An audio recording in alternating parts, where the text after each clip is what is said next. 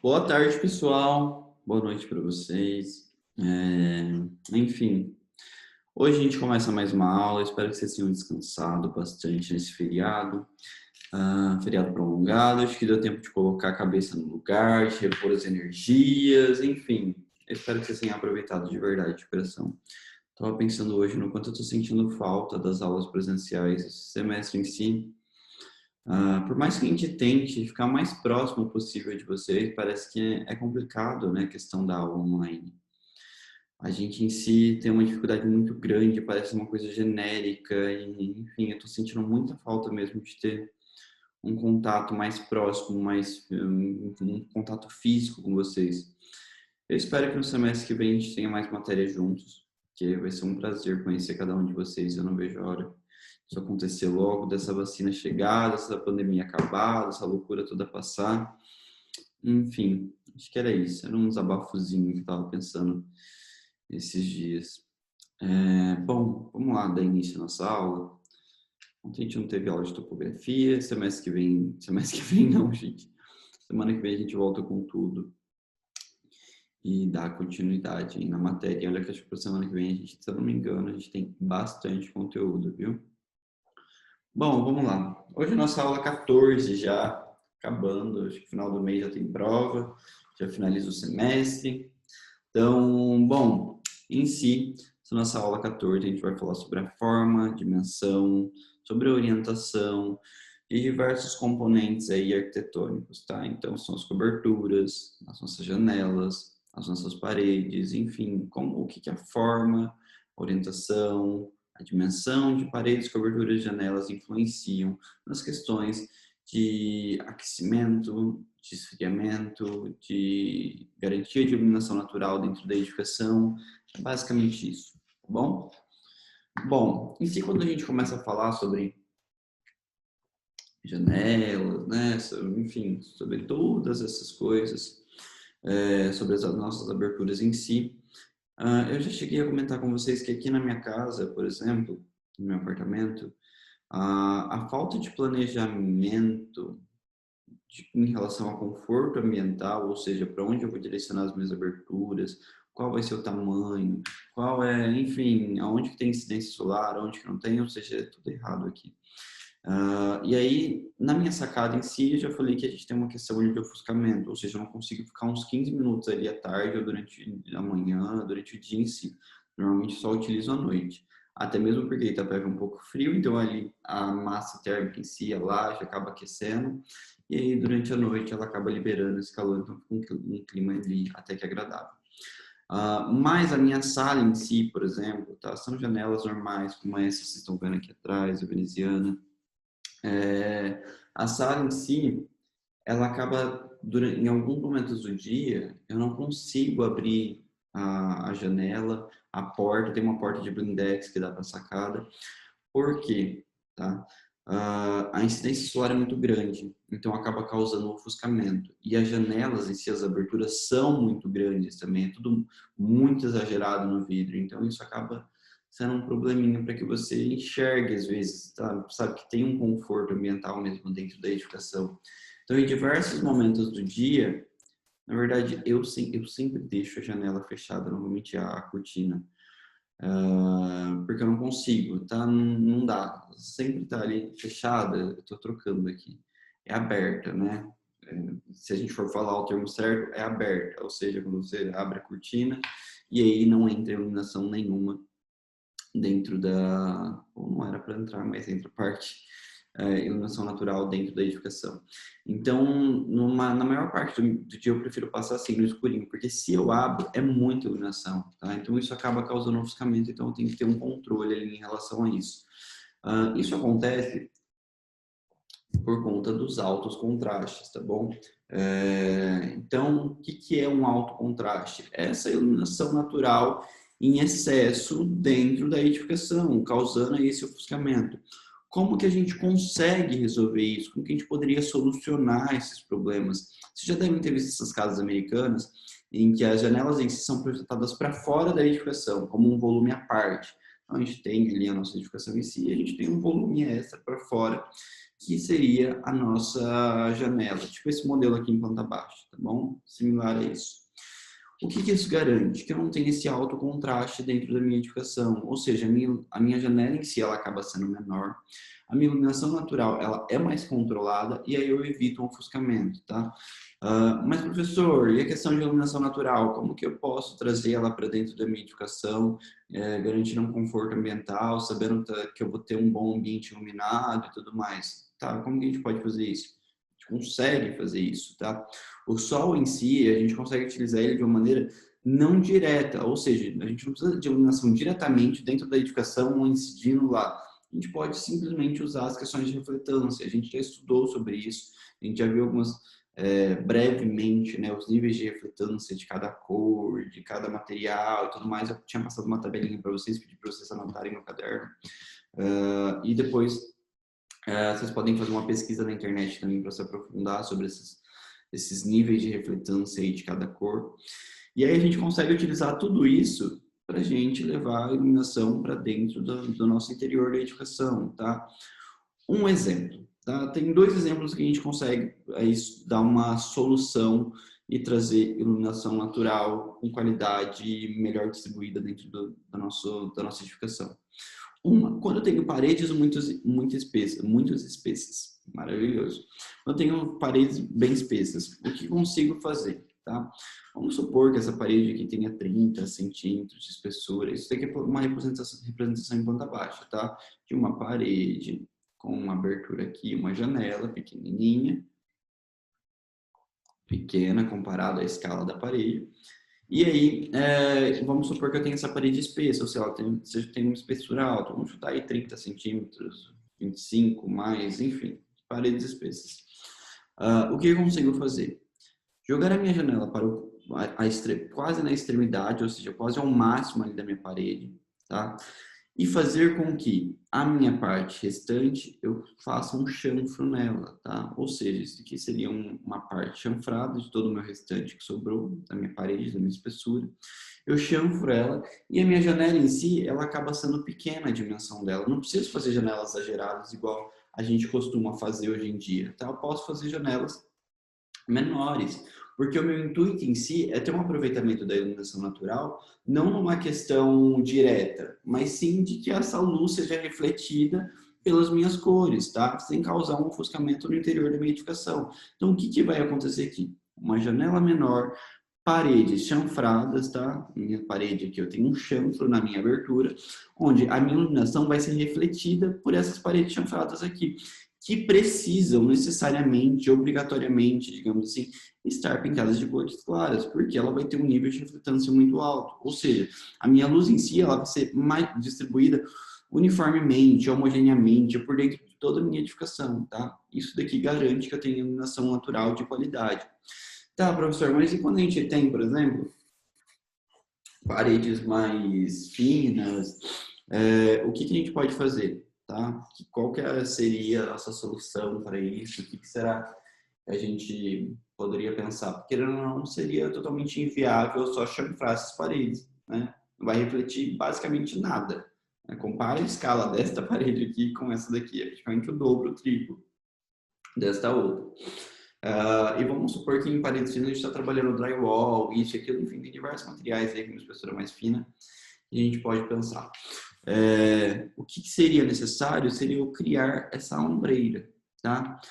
Eu simplesmente coloco a minha janela projetada para fora, crio essa ombreira, que seria essa parte aqui, tá? Esse elemento aqui, e a minha janela em si continua nessa dimensão pequena. A minha iluminação, ela vai incidir e vai ser refletida por essa ombreira aqui, tá? Com esse chanfro aqui. Onde essas paredes estariam pintadas de cores claras, ou seja, o meu intuito é trazer iluminação natural por meio de refletância e não iluminação natural direta, tá bom? Eu consigo uma iluminação de maior qualidade. Um exemplo de projeto que a gente tem aqui é essa rotunda da Universidade de Virgínia, tá? Uma edificação em si que vocês conseguem ver que a materialidade dela, né? A estrutura em si, olha a espessura, gente, da estrutura. É extremamente grande, tá? Então, o que ele conseguiu fazer aqui? Janelas menores, tá? Sem exagero de aberturas, ou seja, não é algo, né, extremamente gigantesco. Poderia abrir de fora a fora se a gente pensasse na escala dessa edificação, mas eu tenho janelas em tamanhos menores, e como a espessura da minha parede ela é grande, tá? Uma espessura alta, eu simplesmente consigo fazer o meu chanfro aqui nas minhas aberturas para que a iluminação em si seja melhor distribuída no meu interior através da refletância da iluminação natural que vai incidir nesse chanfro aqui, que vai ter uma cor, vamos supor, branca, com uma refletância super alta, de 80% a 90%, e vai refletir para todo o interior da minha edificação, tá bom? E isso vai acontecer por todo o meu edifício, tá? É uma maneira que ele consegue fazer com que uma área, por exemplo, igual a essa, que é extremamente grande, tenha uma iluminação melhor distribuída aqui dentro, do que eu simplesmente colocar a janela de fora, fora, fora, fora, fora, fora, e isso virar uma coisa extremamente exagerada e que me causa um ofuscamento e não me traga uma iluminação natural de qualidade. Falando em como trazer meios de iluminação ou garantir iluminação natural dentro da edificação em si, a gente vem falando das clarabóias e dos poços de luz, tá? Então, o que significa isso? Primeiro, vamos começar a explicar o que é uma clarabóia, que vocês já devem saber. Já expliquei para vocês, clarabóia em si, elemento para trazer iluminação natural para dentro da edificação, tá? Aberturas no teto. E poços de luz. O que são os poços de luz? Poço de luz nada mais é do que esse caminho, esse poço para levar a iluminação natural até o interior da edificação, tá? Neste caso aqui, a minha clarabóia está garantindo iluminação solar. Está garantindo iluminação solar, tá maravilhoso. Está garantindo iluminação solar, iluminação natural nos meus tetos, a partir dos meus tetos abobadados. Não sei se eu já dei aula para vocês sobre isso, mas teto abobadado, teto arredondado, tá bom? Um teto diferente. Enfim, e aí eu consigo trazer mais iluminação natural para o interior da minha edificação. Bom, deixa eu ver se tem mais alguma coisa. Lembrei o que eu falo. Das proporções. Vamos às proporções. O meu poço em si, pessoal, quanto mais largo e menor a minha altura do meu poço, mais iluminação natural eu consigo. Quanto mais estreito o meu poço for, né, quanto mais estreito ele for e mais profundo, tá, menor a quantidade de iluminação natural que eu consigo trazer para dentro da minha edificação. Então, por exemplo, aqui vocês conseguem enxergar facilmente, eu consigo trazer iluminação com mais facilidade para cá, né, nessa área aqui. E neste outro aqui, e neste outro, já tenho uma dificuldade maior de trazer uma iluminação natural através da minha clarabóia, né, por meio dos meus poços de luz.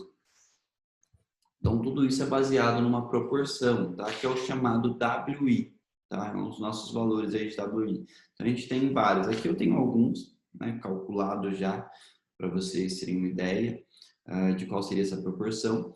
Mas, quando vocês forem projetar isso, vocês podem fazer também essa proporção aí de WI para encontrar a eficiência do poço de iluminação de vocês. Essa galeria aqui do Canadá, deixa eu ver. Lembrei que ia explicar para vocês aqui. Bom, eu tenho minha clarabóia. Eu falei que em relação à profundidade do poço estreito, com profundidade muito grande, mais difícil levar a iluminação natural. Tá, professor, mas o que ele fez? Ele pintou as paredes do poço, gente, isso é o poço. Aqui tem as paredes do poço, ou seja, tem duas aqui, vou ter mais duas, né? Que vão ser as minhas paredes aí do poço de iluminação. O que ele fez, professor? Pintou de branco só e aí conseguiu levar a iluminação natural de qualidade para o interior da edificação? Não, com toda certeza não, né? Eu tenho um nível de refletância alto, mas ainda não seria necessário para o que eu preciso, porque a profundidade é muito grande. Então, o que ele fez, professor? Simplesmente utilizou um material diferente, ou seja, material espelhado. Ele utilizou um metal que ia trazer a sua iluminação natural, ia refletir com maior quantidade e também ia trazer a questão do aquecimento, tá? Então, eu trago radiação solar também para todo o meu interior. E aí, como o meu poço é extremamente profundo, ele não me causa ofuscamento, tá? Ele só vai refletir mais e vai levar tudo isso indiretamente até o meu interior.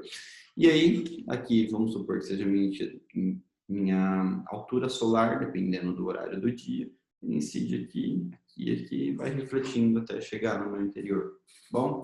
E daí por diante.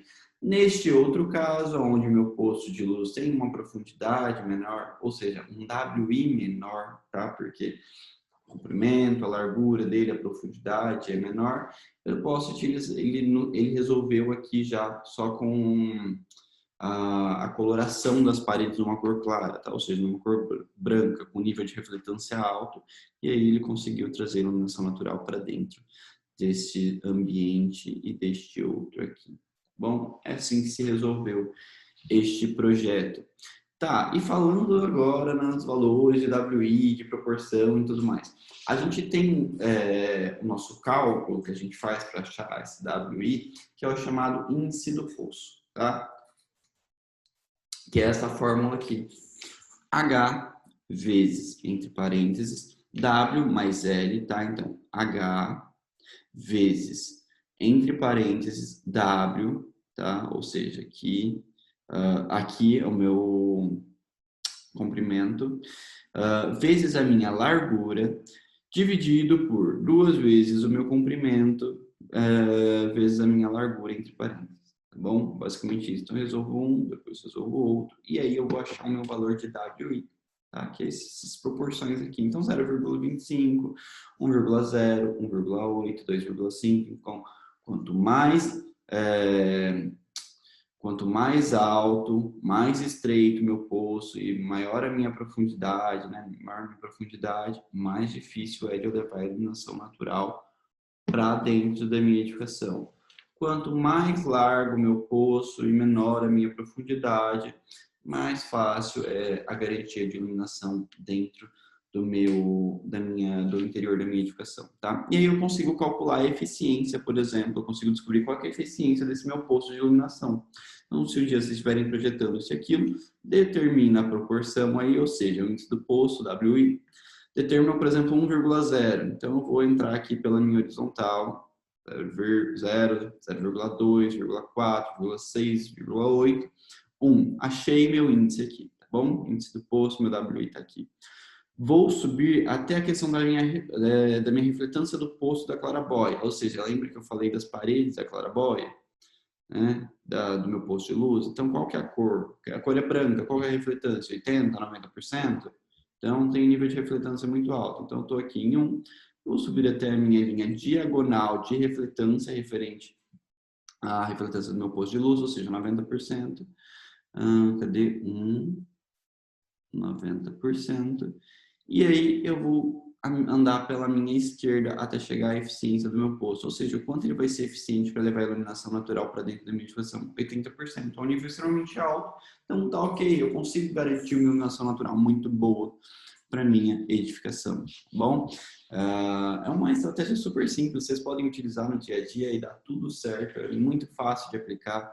Então, se às vezes tem um banheiro lá, alguma coisa que vocês não conseguem levar a iluminação natural, que seja um depósito, que seja uma área grande, é uma técnica muito boa de se levar a iluminação natural sem a garantia, sem causar ofuscamento e tudo mais, tá bom? Pensando em energia solar, no quanto isso ajuda a gente o tempo inteiro, tanto para a iluminação natural, quanto para a produção de energia elétrica, quanto pelos nossos sistemas de aquecimento de água, enfim, tem uma infinidade de benefícios que a gente consegue pensar a partir disso, que proporciona para a gente tudo mais. A gente vem falar agora sobre os sistemas de aquecimento de água por energia solar, ou seja, tenho lá as minhas placas de captação solar, e elas servem simplesmente para aquecer a minha água, tá bom? Basicamente isso. O que eu preciso, pessoal? Primeiro, de um telhado com tamanho suficiente para que eu consiga ali, né, captar a minha energia solar. Não adianta nada eu ter um consumo muito alto de energia solar e eu ter um telhado pequeno ou uma captação muito pequena que também não vai me adiantar muita coisa, tá? Não é recomendado também que eu tenha 100% vamos falar, de troca, por exemplo. Eu consumo tanto de água, vamos supor assim. Então, eu tenho que ter 100% aí de reservatório. Não precisa disso, tá bom, de água. de reservatório de água. Porque, querendo ou não, enquanto você está consumindo, está produzindo mais. Está consumindo, está produzindo mais. Então, entre 50%, 70%, 80% de armazenagem do que você consome já é uma coisa boa, tá? Não precisa ser 100%. A outra coisa que também a gente deve pensar é a inclinação, ou seja, a inclinação varia de acordo com a minha latitude da minha região. Se ela é mais baixa, se eu estou num ponto mais alto, enfim, como vai ser. Porque vai ter momentos, vai ter áreas em si, que o meu sol em si ele vai ser mais baixo, né? Ou seja, dependendo da minha latitude, o sol vai estar mais baixo, dependendo da minha latitude, o sol vai estar mais alto. E aí eu preciso saber para mexer na minha inclinação. Por quê? Se eu tenho um sol alto, vocês conseguem ver que a minha inclinação em si acaba sendo menor, porque a minha placa solar, digamos que ela teria que ficar tipo, uma pouquíssima inclinação para que eu consiga captar mais energia solar, né? Basicamente isso. Agora, quando eu tenho um sol que é mais baixo, eu posso simplesmente ter um sistema aí que seja inclinado, né, bem inclinado, para que eu consiga pegar todo esse meu sol, praticamente fica no horizonte durante todo o dia, tá bom? Essas placas solares, tá? Essas placas aqui de sistema de aquecimento de água por energia solar, eles precisam estar sempre voltados para norte, porque é onde o meu sol tem maior incidência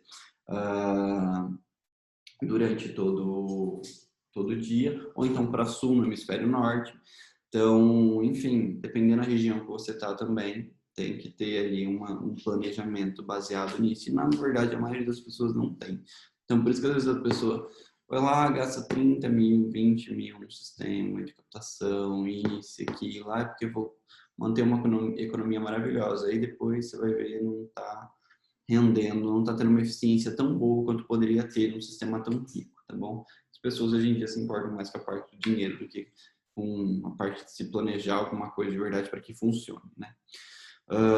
Enfim, e a orientação também para a coleta do sol, que era o que eu falei de estar voltado para norte. Porque se você pensar que eu coloco essa minha placa solar voltada para leste, esse sistema de aquecimento para leste ou para oeste, eu vou ter ele só numa parte do dia ali em que ele vai incidir. Então, de manhã, enfim, no meu nascer do sol, ele vai estar só captando energia ali. Aí, à tarde, já parou porque o sol está do outro lado.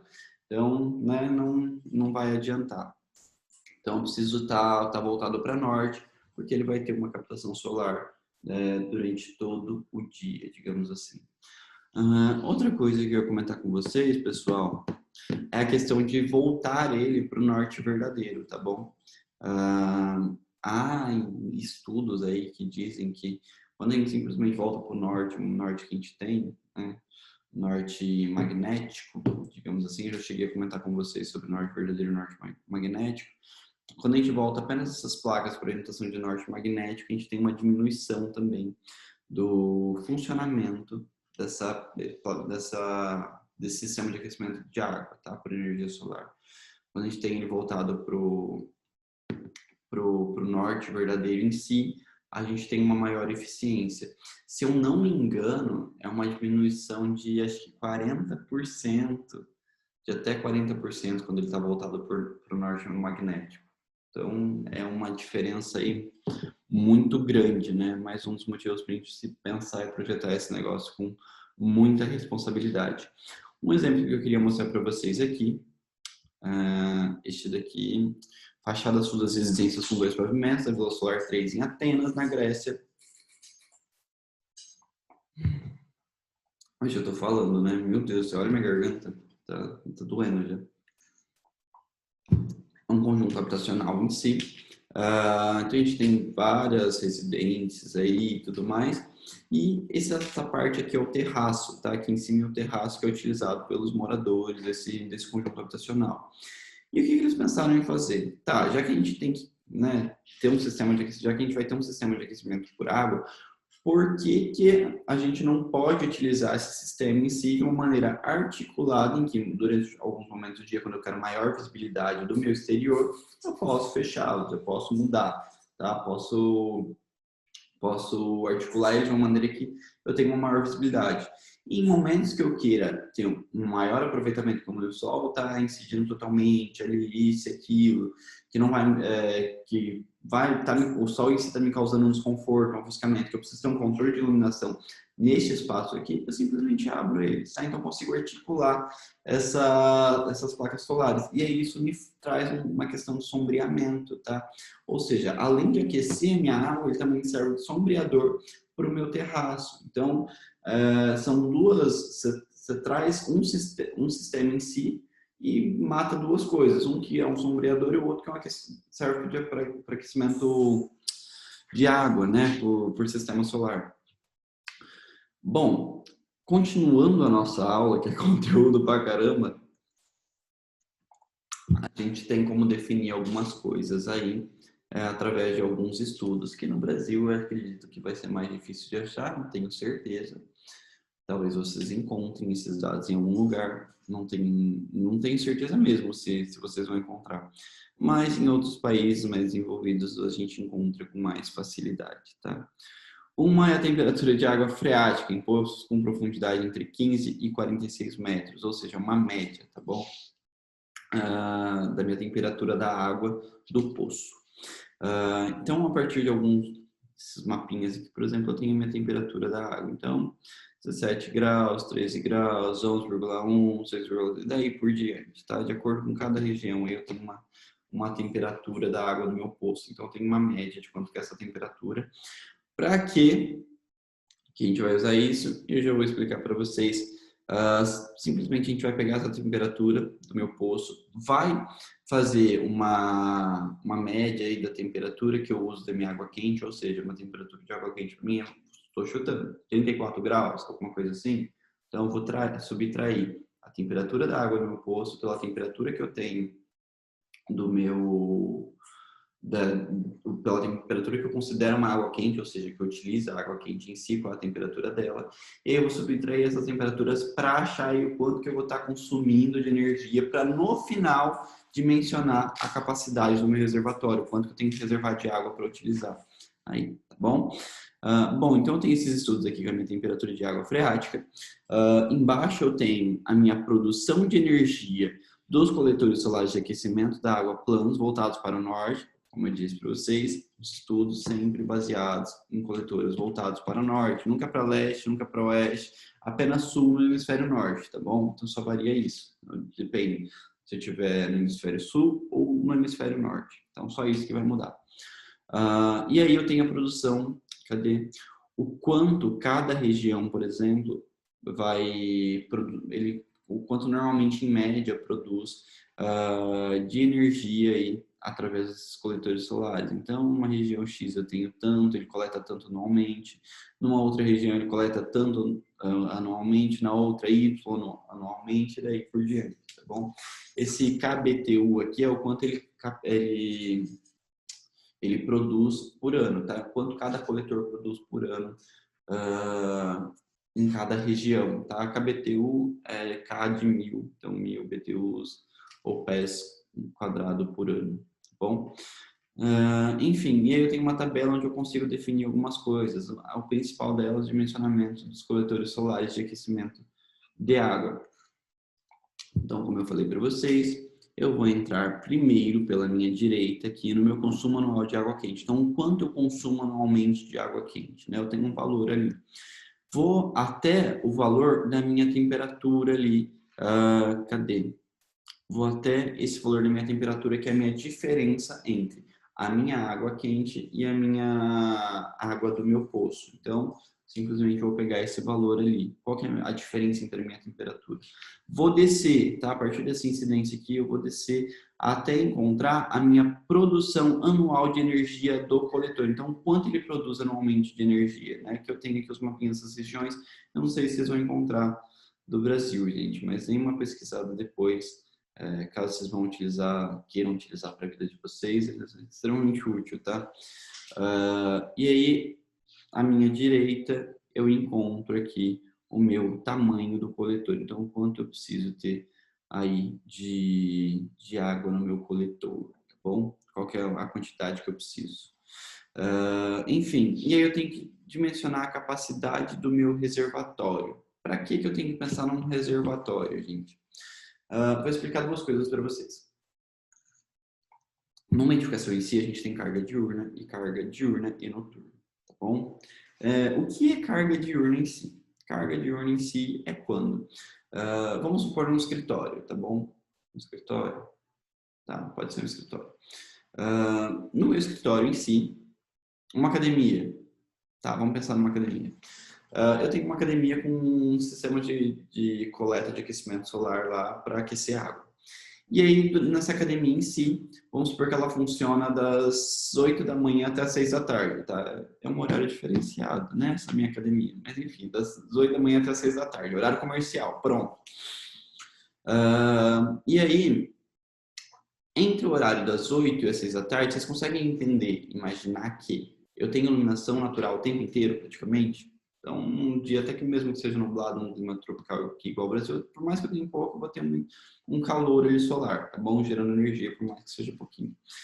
Então, isso, como ela vai estar funcionando das 8 da manhã até as 6 da tarde, eu vou ter uma carga diurna, porque o meu horário de produção de energia solar das 8 às 6 da tarde é o meu horário de consumo.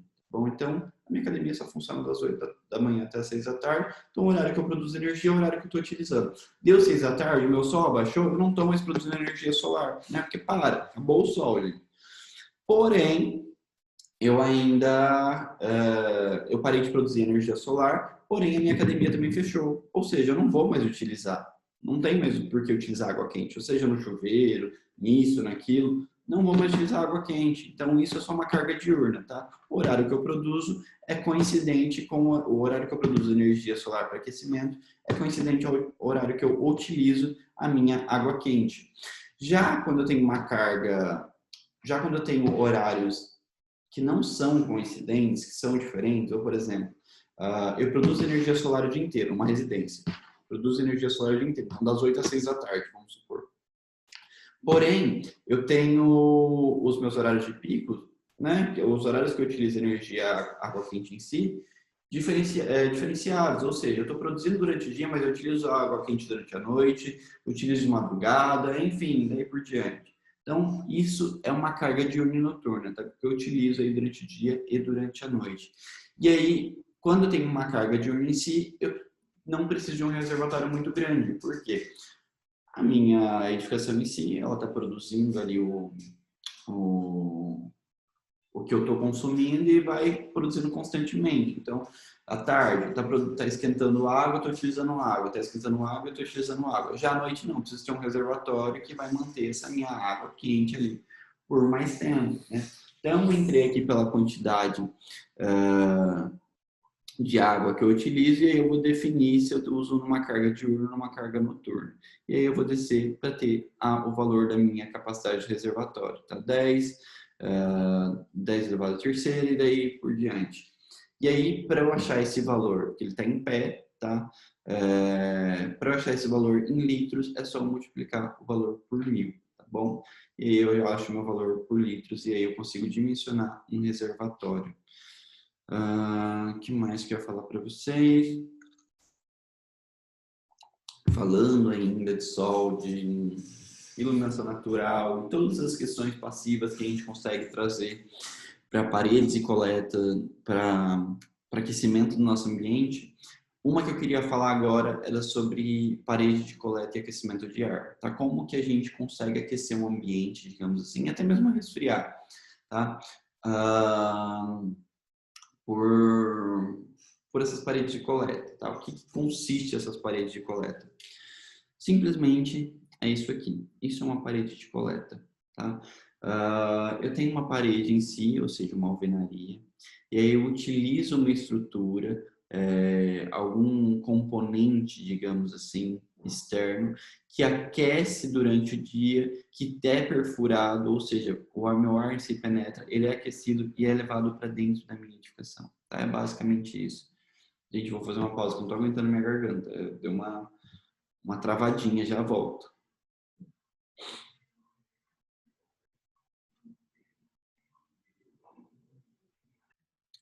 Voltei, pessoal. Bora retomar nossa aula?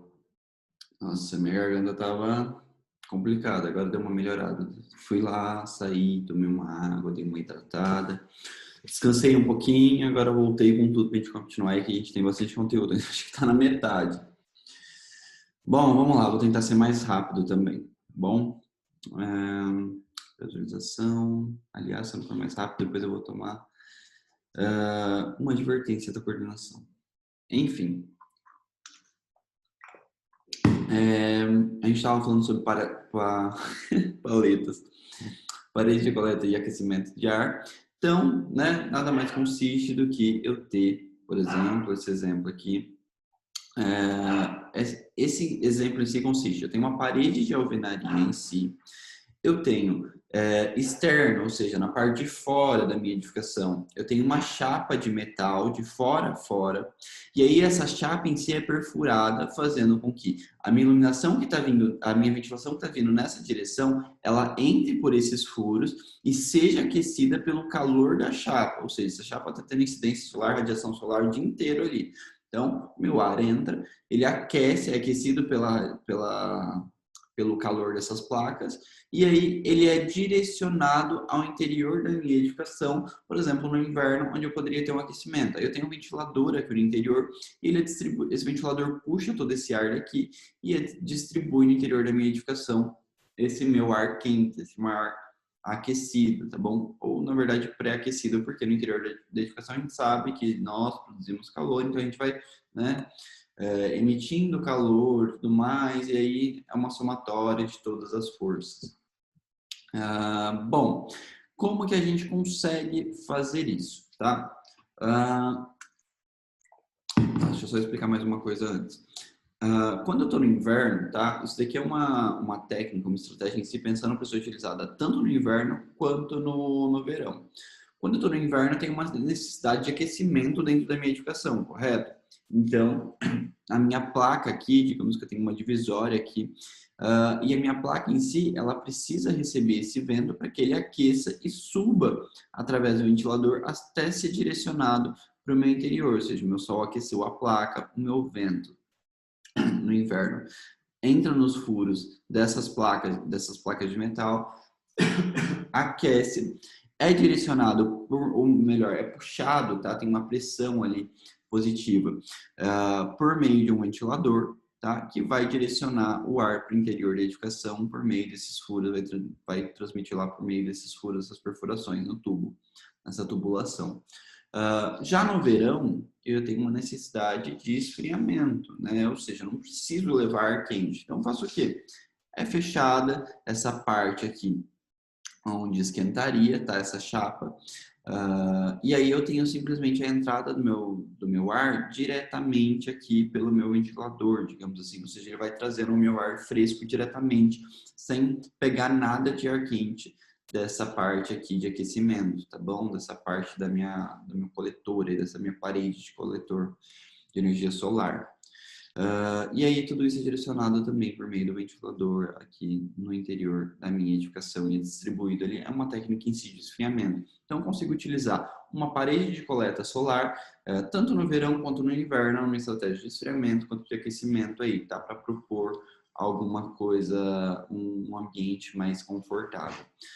Quando a gente fala de projetar-se esses ambientes em si, né, a gente tem uma taxa de fluxo necessário, tá bom? Que é a taxa de renovação de ar necessária para a ventilação, ou seja, o quanto eu precisaria de ar nessa edificação para ter um ambiente confortável. E aí depois eu vou ter uma taxa de fluxo do ar, que é a velocidade do ar ali na parede, ou seja, o quanto, né, qual que é a velocidade real do meu ar. Estou indo lá medir a velocidade e aí eu defino uma velocidade lá através de um medidor, tá? De um aparelho. Enfim, e aí eu tenho minha taxa de renovação, tudo isso vai me ajudar para que eu consiga chegar num valor ali para projetar essa minha parede. Nessa tabela em si, de taxas de renovação de ar necessárias à ventilação, ele me dá alguns valores, aqui está melhor, do que eu precisaria, tá, de ar externo. Então, de quanto que é essa taxa, qual que é esse valor? O médio e o máximo, tá? de ar ali por metro de piso. Então, é basicamente isso. Então, ele me dá os valores. Uma média 1,52 para um auditório, né, locais de reunião.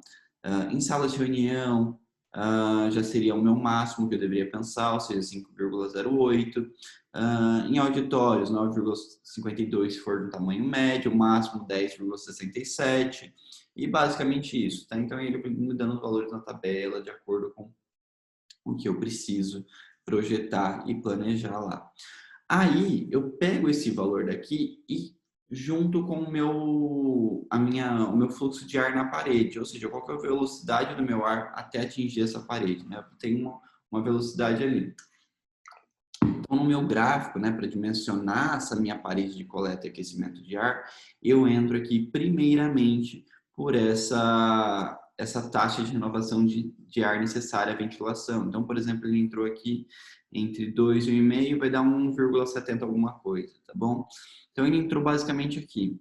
Ele segue na diagonal até ele chegar no fluxo de ar na parede de coleta de ar. E normalmente esse fluxo em si varia entre 20 e 33, que é esse LS aqui por metro quadrado de piso, tá? Então a gente tem uma variação aí, que é o fluxo de ar na parede, tá? Então vocês vão medir isso, a velocidade do ar na parede, e vão subir até atingir na diagonal. Tá, professor, mas não é dividido certinho, então 36, 35, etc. Vocês vão ter que fazer na proporção, tá? Subida aqui, vamos supor, porque eu estou na metade, entre 36 e 20, 16, tá, daria 28 aqui alguma coisa, né? Então, basicamente isso. Então, eu tenho meu fluxo de ar, subir até aqui. Na intersecção, se eu virar à esquerda, eu vou ter uma proporção, ou seja, entre a área de piso e a área para parede de coleta de ar, tá? Então, o que significa isso? Eu vou ter uma porcentagem, tá? Então, quanto que eu preciso de porcentagem da área do piso para porcentagem para a parede, para criar essa minha parede de ar, ou seja, uma área em si, para que atenda a minha necessidade aí de aquecimento, para que eu tenha um conforto ambiental. Ou seja, 30%, 35%, 40% da área do piso eu vou precisar para uma diária para uma parede de coleta solar, é basicamente isso. Se eu seguir à esquerda, eu tenho essa proporção. Se eu seguir à direita, eu vou seguir até a minha energia da parede de coleta de ar, tá? Então, quanto ela produz por ano. E aí eu tenho um outro estudo aqui, né, de países desenvolvidos que produzem esses estudos aonde o quanto de energia cada parede aí de coleta solar produz por ano, anualmente, tudo mais. Então, aí seguindo à direita, se eu seguisse na mesma direção, então vim até aqui, se eu ir para outra direção contrária, eu vou até o quanto ela produz anualmente, tá? Energia de parede de coleta de ar por ano, e aí eu até atingir essa linha diagonal de produção, são os seus valores aqui em cima, ó, 760, 570, 380, o quanto produz de energia. Interseccionei com a minha linha diagonal, eu desço, e aí eu vou saber o quanto que eu vou economizar de energia por ano, tá bom? Que é esse KBTU aqui, ou seja, 60, vai dar uns 62, acredito eu, 62 alguma coisa, tá? 62 mil BTUs por pé quadrado de piso, tá? Basicamente isso. Falando ainda sobre isso, a gente entra. Deixa eu só ver se está gravando, pelo amor de Deus, que é a minha cara. Isso daqui não está gravando. Tá, estamos gravando. Falando ainda sobre essas questões de aquecimento, esfriamento, de isolamento térmico e tudo mais, eu cheguei a comentar com vocês que dentro de uma edificação a gente produz calor, né? Então, quando a minha temperatura, quando eu quero manter a minha temperatura interna e fazer com que ela não tenha uma troca de calor com o meu ambiente externo, o que eu preciso fazer? Tá? Primeira coisa de tudo, a pensar. Isolamento térmico. Mas aonde que me vai esse isolamento térmico, professor? Tá, eu vou ter uma massa térmica que vai ser o meu bloco de concreto, a minha alvenaria ali, etc. E aí eu vou precisar me proteger essa minha alvenaria do quê? Da minha troca de calor com o ambiente externo, certo? Então, aonde deveria estar esse meu isolamento? Entre a minha alvenaria, né, e o meu ar externo. Então, basicamente isso. E aí eu precisaria ter uma proteção antes. Esse esqueminha aqui, esse corte, é dessa residência aqui, tá? Residência Stockbrand, em Albuquerque, no Novo México. Então, é um corte de como ele resolve essa estrutura, tá? De como ele soluciona esse isolamento térmico externo através do isolamento aqui entre a alvenaria e o ar externo. E aí, o que ele faz, tá? Como solução? Ele não deixaria só o isolamento aparente, ele teria que colocar uma outra massa ali para, né, esconder isso. Neste caso aqui, ele resolveu escolher o estuque, tá? Ele escolheu o estuque em si para que combinasse ali, ficasse uma coisa, como posso dizer para vocês, mais homogênea e que ficasse um material semelhante, parecido com o tipo de solo que a gente tem ali nessa região, tá? No Novo México. É basicamente isso. Então, ele resolve dessa maneira aqui. Ele vai lá, tem a minha alvenaria, como eu disse para vocês, quero manter o meu ar, o meu ambiente, a minha temperatura interna, tá? Dentro da minha edificação. Seja ela dentro da minha edificação mais fresca, ou seja ela mais fria, mais quente. Eu quero manter ela de alguma forma, não quero ter uma troca com o ambiente interno, com o ambiente externo. Então, eu vou lá e crio uma massa em si nessa proporção. Bloco de concreto, seja minha alvenaria, qual é o tipo que eu estou fazendo. Crio o meu isolamento, tá bom? Coloco uma camada de isolamento e, por fim, eu vou ter que colocar uma outra camada de proteção do meu isolamento, que nesse caso foi escolhido o stucco, tá bom? Bom, deixa eu ver se tem mais alguma coisa aqui que eu posso falar para vocês. Isolamento térmico externo, tá? Não externo não, tá errado isso daqui, mas agora já foi, tá em PDF, eu não tinha anotado antes. A massa de paredes permite que a massa possa armazenar calor oriundo do recinto, como eu disse para vocês, ou seja, o calor interno, e estabilizar a temperatura do ar interior, né? Uma técnica de aquecimento e esfriamento, depende da temperatura que a gente tem no interior da nossa edificação. Aqui é uma outra residência. O que ele consegue fazer? Um deles, criar ventilação cruzada. A ventilação entra por aqui, sai pelo outro lado. Entra por aqui, sai pelo outro lado. Porém, vocês conseguem ver que nesse meio aqui eu tenho essas minhas massas, tá? Esses meus núcleos. O que são isso? São paredes de coleta, tá bom? Eu consigo coletar tanto o meu ar quanto a minha radiação solar para aquecer toda a minha edificação, tá bom? Então, simplesmente, eu consigo ter ventilação cruzada durante o tempo todo, tá? Porque isso aqui é aberto, é um alpendre, isso daqui é aberto, tá? São aberturas aqui. A minha ventilação consegue penetrar por meio das minhas aberturas, no meio da edificação, e eu consigo ter essas paredes de coleta, tá bom?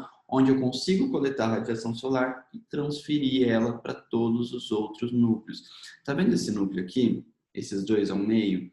Isso aqui é um núcleo por onde circula por meio do sótão, tem todo o encanamento por meio do sótão, que faz com que esse meu ar quente circule por toda a minha edificação, propondo um aquecimento solar, tá? Isso é uma técnica aí de aquecimento.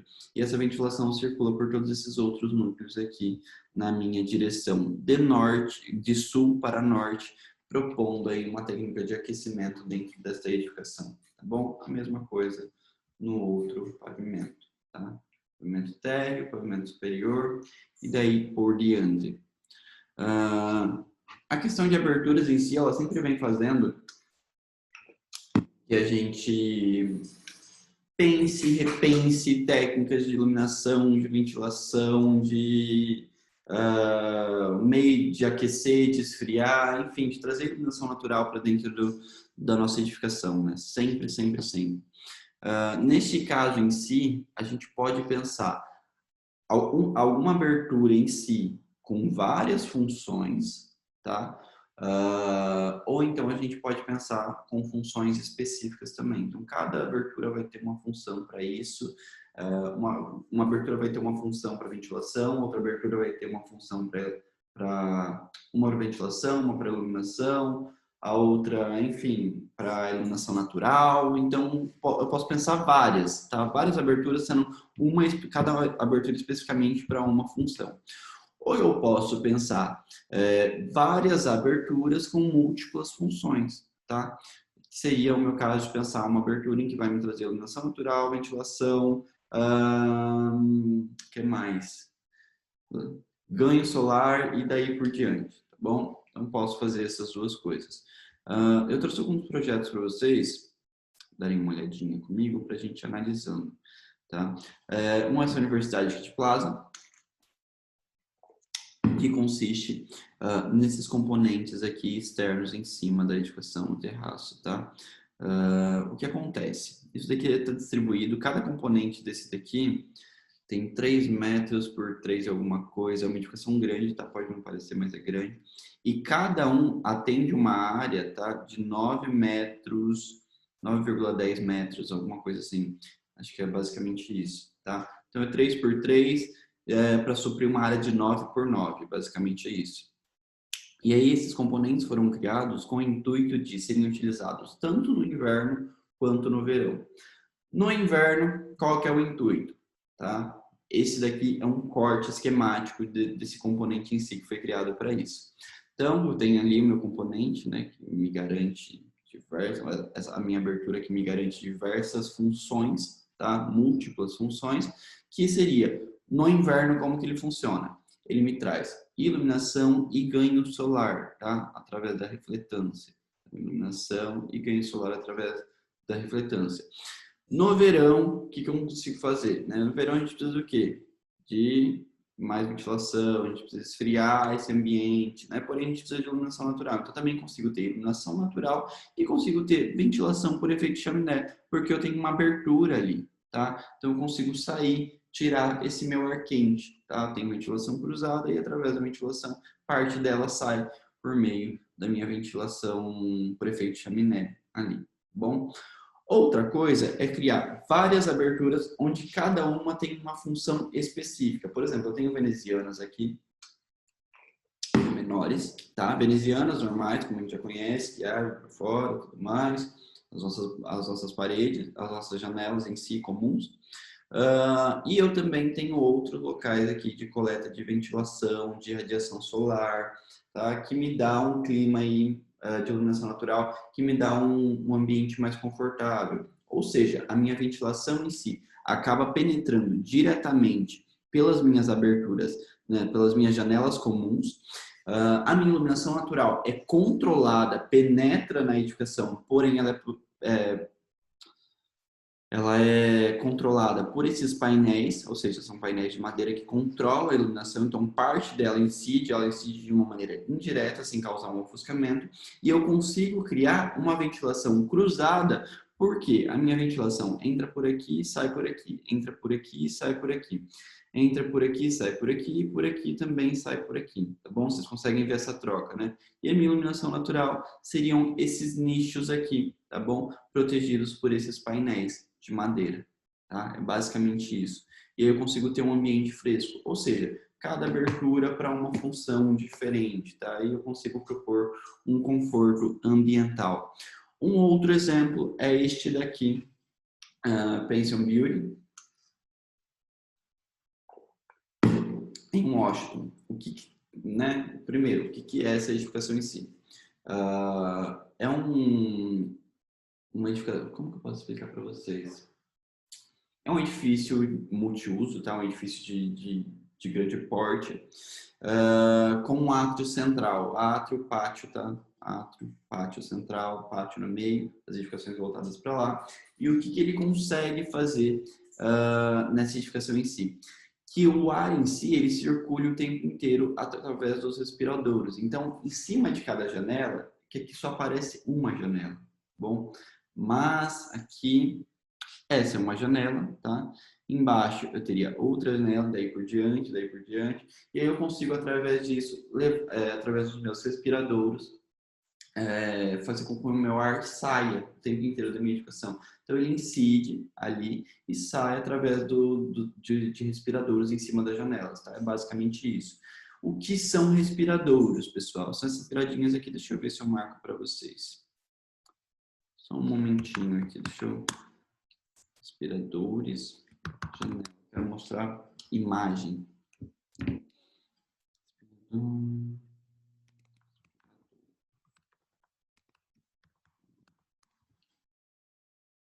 Achei. Vamos lá. Então, em cima das janelas, tá? Em cima das janelinhas ali, tem entrada de ar aqui, entra o meu ar fresco o tempo inteiro fazendo uma troca. E em cima das janelas eu tenho respiradouros, que colocam o meu ar meu ar quente para fora, como se fosse um efeito chaminé, sabe? Então tem uma zona de alta pressão, uma zona de baixa, uma zona de sucção, pressão positiva e pressão negativa, que é por onde o ar sai. E aí, achei. Eu tenho os meus aspiradores que saem em cima das janelas, tá bom? Colocam o meu ar quente para fora, basicamente isso, tá? Nessa técnica aqui de grelha, que coloca tudo isso para fora. Deixa eu mudar meu compartilhamento, voltar para o nosso slide.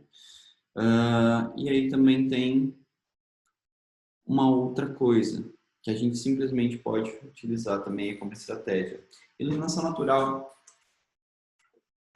é bom, é maravilhoso, mas desde que seja de uma maneira equilibrada, né? Já comentei isso com vocês.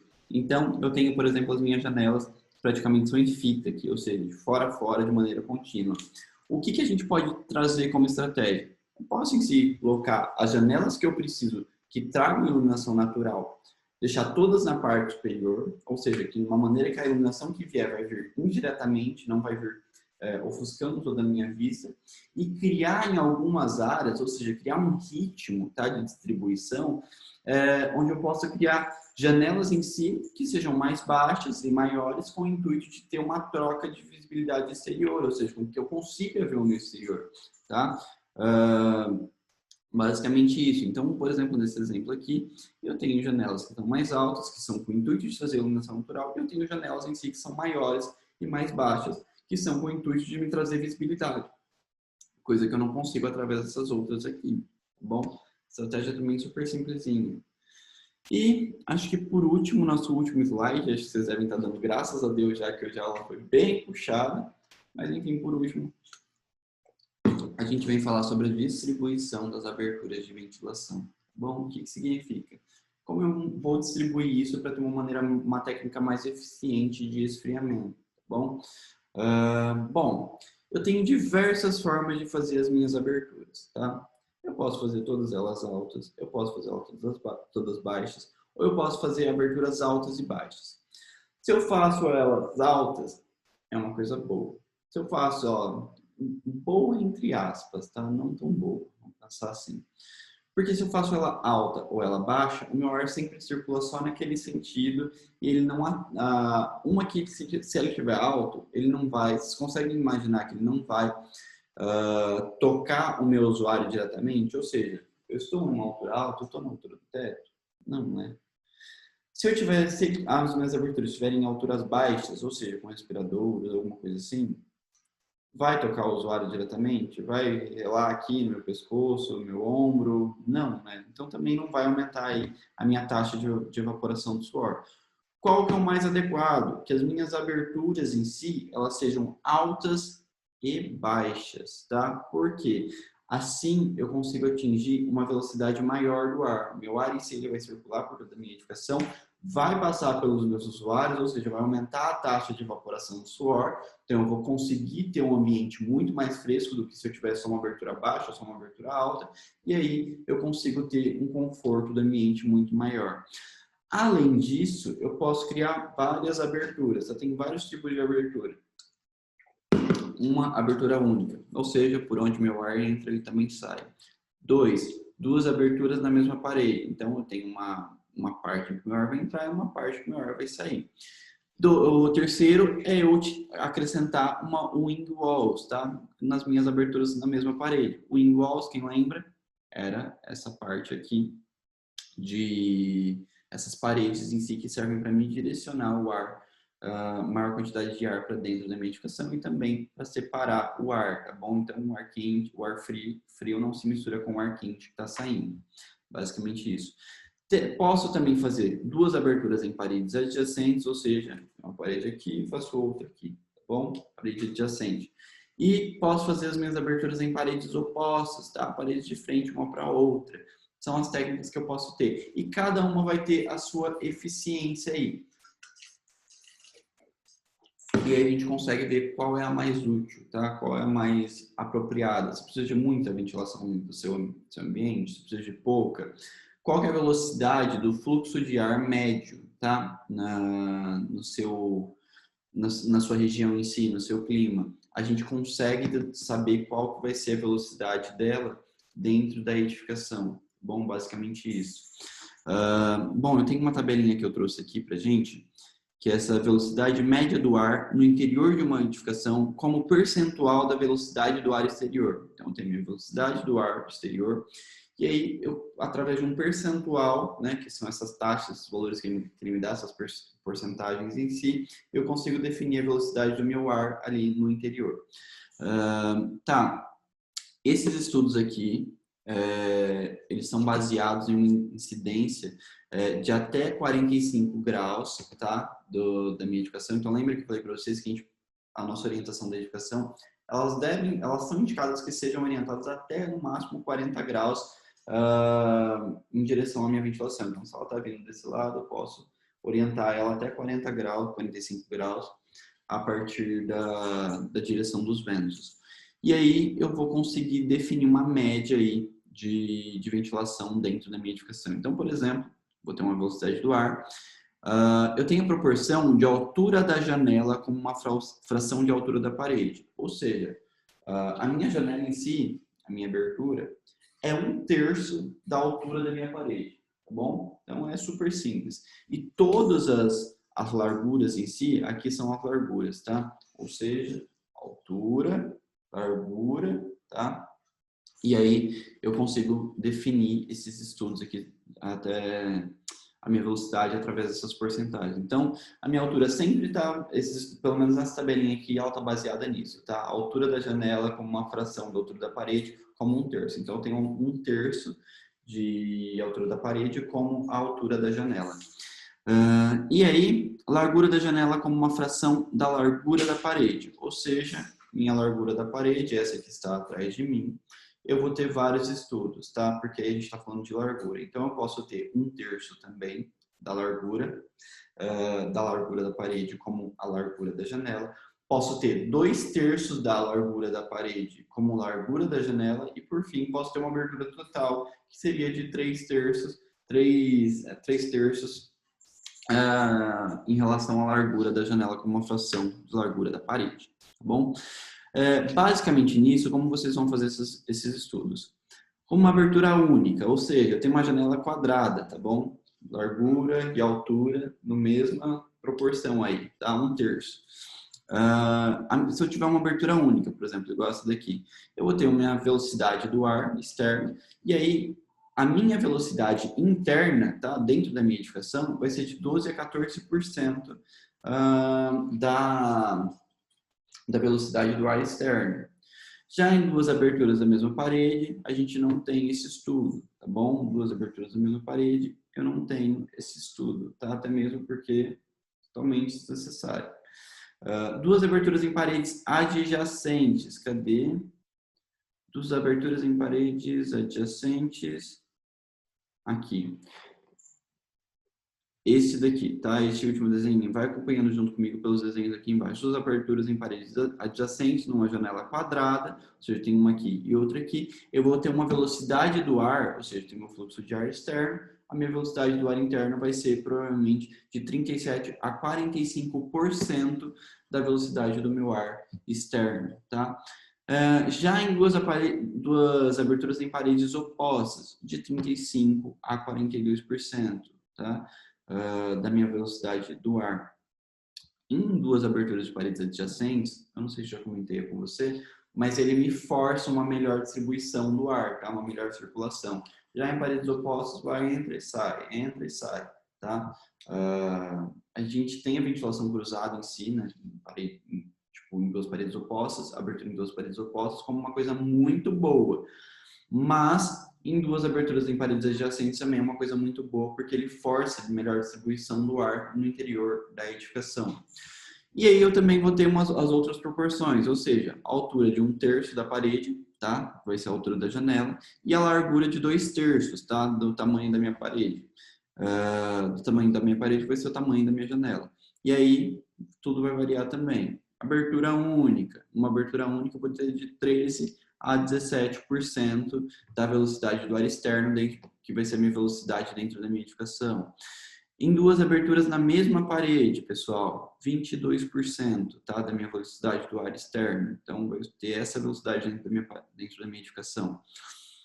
Em duas aberturas em paredes adjacentes. Cadê?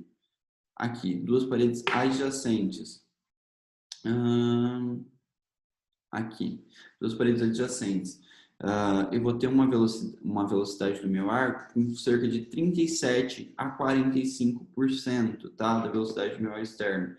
E por fim, dessa proporção aqui de 1/3 de altura da parede, por 2/3 de largura da parede para a largura da janela, eu vou ter, por fim, aí, em duas paredes opostas de 37 a 51%, ou seja, metade da velocidade que eu vou ter, do fluxo de ar que eu vou ter no meu ambiente externo, vai ser a velocidade do meu ar interno, tá? Na minha área interna. E, por fim, 1/3 de altura por 3/3 de largura, tá bom? Então, aí varia. Abertura de 16 a 23, uma abertura única, 23% em duas aberturas na mesma parede, 40 a 51% em duas paredes adjacentes e, por fim, 47 a 65% de velocidade internamente, referente ao valor da velocidade do meu ar externo, tá bom? Quando as paredes são opostas. E, como eu estava falando para vocês, em relação às aberturas altas, baixas, aberturas altas e baixas, essa é uma edificação à casa australiana, tem a planta baixa, as elevações aqui, norte, tá? Elevação norte é essa daqui, elevação sul é essa daqui, tá? Referente a essa elevação aqui. E esse daqui são os tipos de paredes que são utilizados ali na organização dessa planta dessa casa. Bom, explicando para vocês no que consiste, aberturas altas e baixas, ou seja, uma melhor circulação do ar no meu interior, ele atinge uma velocidade muito maior quando as aberturas são altas e baixas. Eu consigo aumentar a minha taxa de evaporação de suor, ou seja, as pessoas se sentem mais frescas, tá bom? Então, é uma técnica de esfriamento. E eu consigo utilizar tudo isso também como uma forma, digamos assim, um norte, para me dar uma solução estética para minha residência. Então, tá perdido em como você vai projetar uma casa? Poxa, por que não pensar a partir das questões de iluminação, de ventilação, de insolação, enfim, de tudo que a gente tem para trazer para a nossa edificação? Posso trazer nas minhas fachadas elementos, como eu tinha falado para vocês, com proteção de madeira, tá? Com o intuito apenas de me trazer iluminação natural indireta, né? Serve como uma proteção solar. Posso ter respiradouros, tá? Para me trazer ventilação, ou seja, para me trazer especificamente isso e não fazer uma abertura que me serve para múltiplas funções, tá? Apenas aqui elas servem para coisas específicas e daí por diante. E no interior também, na minha edificação, eu posso trabalhar aberturas, ou seja, aberturas na parte de cima, aberturas nas áreas médias, nas partes baixas e daí por diante, tá? Toda uma volumetria, fazendo com que o meu ar em si, ele circule de uma maneira melhor no meu interior, tá? Então, tudo isso deve ser pensado, pessoal, tá? Não só na parte das fachadas, mas também na distribuição das paredes internas, tá bom? É basicamente isso que eu tinha para falar com vocês hoje. Esse era o nosso último slide. Não sei se eu vou aplicar a atividade hoje, por conta da aula ser muito extensa, mas eu vou ver no decorrer de como que tá, nem sei quanto tempo de aula que deu, e a gente vai conversando sobre. Fechou? Bom, pessoal, obrigado por mais uma aula hoje. Eu agradeço muito a atenção de todos vocês. Desejo uma ótima semana e até semana que vem. Até mais!